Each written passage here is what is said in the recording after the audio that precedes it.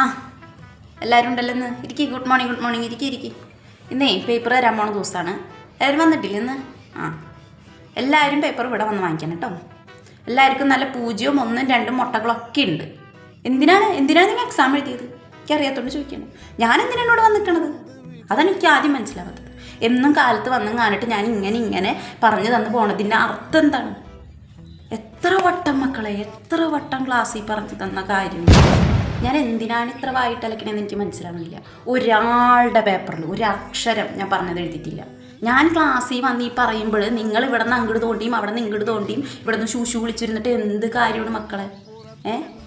ക്ലാസ്സിൽ തന്നെ ശ്രദ്ധിച്ച് കഴിഞ്ഞിട്ടുണ്ടെങ്കിൽ പകുതി എഴുതാൻ പറ്റിയ പേപ്പറായിരുന്നു. ഇനി നിങ്ങൾ യൂണിവേഴ്സിറ്റി എക്സാമിനൊക്കെ എന്ത് കാണിക്കാനാണ് ഈ ഇൻ്റേണലിൽ ഇങ്ങനെ കാണിച്ചു കഴിഞ്ഞാൽ? പറ, എനിക്കറിഞ്ഞൂടാ.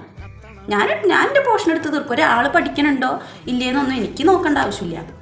കുറേ മുട്ടകളുണ്ട്, എല്ലാവർക്കും തരാം.